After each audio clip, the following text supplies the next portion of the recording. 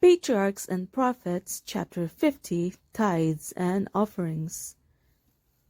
In the Hebrew economy, 1/10 of the income of the people was set apart to support the public worship of God. Thus Moses declared to Israel, "All the tithe of the land, whether of the seed of the land or of the fruit of the tree, is the Lord's. It is holy unto the Lord.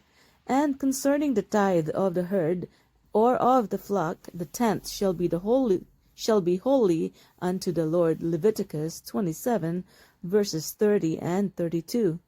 But the tithing system did not originate with the Hebrews. From the earliest times, the Lord claimed a tithe as his, and this claim was recognized and honored. Abraham paid tithes to Melchizedek, the priest of the Most High God, Genesis 14, verse 20. Jacob, when at Bethel an exile and a wanderer, promised the Lord, "Of all that thou shalt give me, I will surely give the 10th unto thee." Genesis 28, verse 22. As the Israelites were about to be established as a nation, the law of tithing was reaffirmed as one of the divinely ordained statutes upon obedience to which their prosperity depended. The system of tithes and offerings was intended to impress the minds of men with a great truth that God is the source of every blessing to his creatures, and that to him man's gratitude is due for the good gifts of his providence. "He giveth to all life and breath and all things." Acts 17, verse 25. The Lord declares, "Every beast of the forest is mine, and the cattle upon 1,000 hills." Psalm 50, verse 10. "The silver is mine, and the gold is mine." Haggai 2, verse 8. "And it is God who gives men power to get wealth." Deuteronomy 8, verse 18. As an acknowledgment that all things came from him, the Lord directed that a portion of his bounty should be returned to him in gifts and offerings to sustain his worship. The tithe is the Lord's. Here, the same form of expression is employed as in the law of the Sabbath. "The seventh day is the Sabbath of the Lord thy God." Exodus 20, verse 10. God reserved to himself a specified portion of man's time and of his means, and no man could, without guilt, appropriate either for his own interests. The tithe was to be exclusively devoted to the use of the Levites, the tribe that had been set apart for the service of the sanctuary. But this was by no means the limit of the contributions for religious purposes. The tabernacle, as afterward the temple, was erected wholly by freewill offerings and to provide for necessary repairs and other expenses. Moses directed that as often as the people were numbered, each should contribute a half shekel for the service of the tabernacle. In the time of Nehemiah, a contribution was made yearly for this purpose. See Exodus 30, verses 12 to 16, 2 Kings 12, verses 4 and 5, 2 Chronicles 24, verses 4 to 13, and Nehemiah 10, verses 32 and 33. From the time to sin offerings and thank offerings were brought to God, these were presented in great numbers at the annual feasts, and the most liberal provision was made for the poor. Even before the tithe could be reserved, there had been an acknowledgment of the claims of God. The first that ripened of every product of the land was consecrated to him. The first of the wool, when the sheep were shorn, of the grain, when the wheat was threshed, the first of the oil and the wine, was set apart for God.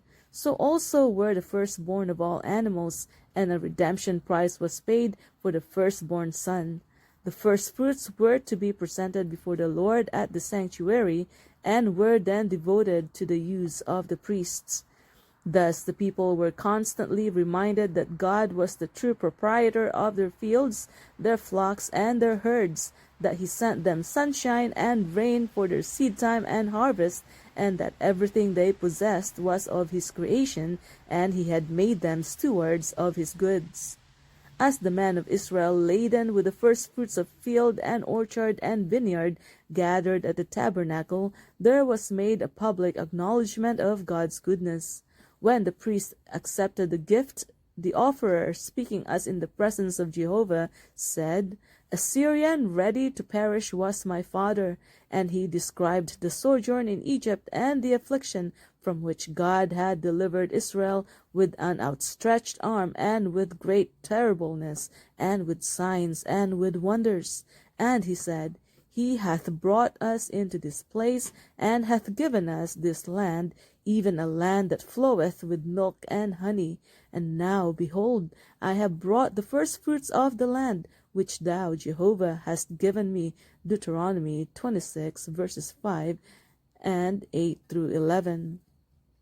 The contributions required of the Hebrews for religious and charitable purposes amounted to fully 1/4 of their income. So heavy a tax upon the resources of the people might be expected to reduce them to poverty, but on the contrary, the faithful observance of these regulations was one of the conditions of their prosperity.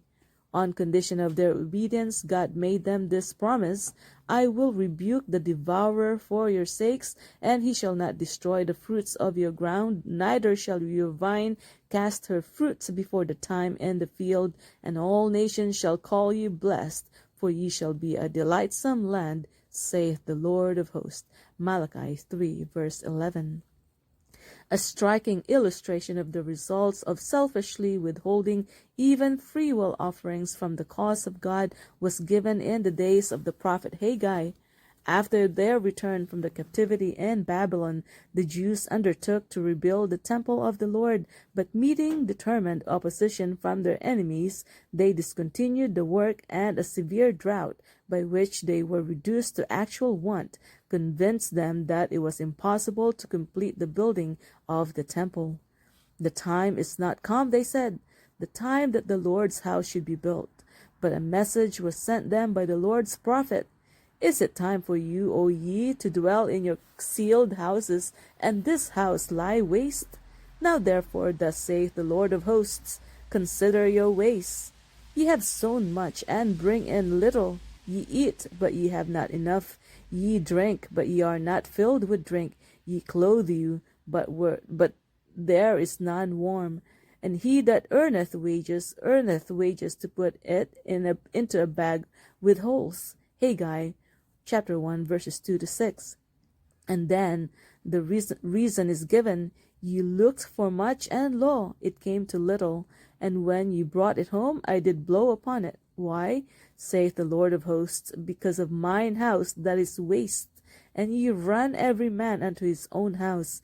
Therefore the heaven over you is stayed from dew, and the earth is stayed from her fruits. And I called for a drought upon the land, and upon the mountains, and upon the corn, and upon the new wine, and upon the oil, and upon that which the ground bringeth forth, and upon men, and upon cattle, and upon all the labor of the hands." Verses 9 to 11 of Haggai chapter 1. When one came to a heap of 20 measures, there were but 10. When one came to the press fat to draw out 50 vessels out of the press, there were but 20. I smote you with blasting, and with mildew, and with hail in all the labors of your hands. Haggai chapter 2, verses 16 and 17. Roused by these warnings, the people set themselves to build the house of God. Then the word of the Lord came to them: "Consider now from this day and upward, from the 24th day of the 9th month, even from the day that the foundation of the Lord's temple was laid, from this day will I bless you." Verses 18 and 19 of Haggai chapter 2. Says the wise man, "There is that scattereth, and yet increaseth, and there is that withholdeth more than is meet, but it tendeth to poverty." Proverbs 11, verse 24. And the same lesson is taught in the New Testament by the Apostle Paul: "He which soweth sparingly shall reap also sparingly, and he which soweth bountifully shall reap also bountifully." God is able to make all grace abound toward you, that ye, always having all sufficiency in all things, may abound to every good work. 2 Corinthians 9, verses 6 and 8. God intended that his people Israel should be light bearers to all the inhabitants of the earth. In maintaining his public worship, they were bearing a testimony to the existence and sovereignty of the living God. And this worship it was their privilege to sustain as an expression of their loyalty and their love to him. The Lord has ordained that the diffusion of light and truth in the earth shall be dependent upon the efforts and offerings of those who are partakers of the heavenly gift. He might have made angels the ambassadors of his truth. He might have made known his will as he proclaimed the law from Sinai with his own voice, but in his infinite love and wisdom, he called men to become co-laborers with himself by choosing them to do his work. In the days of Israel, the tithe and freewill offerings were needed to maintain the ordinances of divine service. Should the people of God give less in this age? The principle laid down by Christ is that our offerings to God should be in proportion to the light and privileges enjoyed. Unto whomsoever much is given, of him shall be much required. Luke 12, verse 48. Said the Savior to his disciples as he sent them forth, Freely ye have received, freely give. Matthew 10, verse 8. As our blessings and privileges are increased, above all, as we have before us the unparalleled sacrifice of the glorious Son of God, should not our gratitude find expression in more abundant gifts to extend to others the message of salvation? The work of the gospel, as it widens, requires greater provision to sustain it than was called for anciently, and this makes the law of tithes and offerings of even more urgent necessity now than under the Hebrew economy. If his people were liberally to sustain his cause by their voluntary gifts, instead of resorting to unchristian and unhallowed methods to fill the treasury, God would be honored and many more souls would be won to Christ. The plan of Moses to raise means for the building of the tabernacle was highly successful. No urging was necessary, nor did he employ any of the devices to which churches in our day so often resort. He made no grand feast. He did not invite the people to scenes of gaiety, dancing, and general amusement. Neither did he institute lotteries nor anything of this profane order to obtain means to erect the tabernacle for God. The Lord directed Moses to invite the children of Israel to bring their offerings. He was to accept gifts from everyone that gave willingly from his heart. And the offerings came in so great abundance that Moses bade the people cease bringing, for they had supplied more than could be used. God has made men his stewards. The property which he has placed in their hands is the means that he has provided for the spread of the gospel. To those who prove themselves faithful stewards, he will commit greater trusts. Saith the Lord, Them that honor me I will honor. 1 Samuel 2, verse 30. God loveth a cheerful giver, and when his people with grateful hearts bring their gifts and offerings to him, not grudgingly or of necessity, his blessing will attend them as he has promised. Bring ye all the tithes into the storehouse, that there may be meat in mine house, and prove me now herewith, saith the Lord of hosts, if I will not open you the windows of heaven, and pour you out a blessing, that there shall not be room enough to receive it. Malachi 3, verse 10.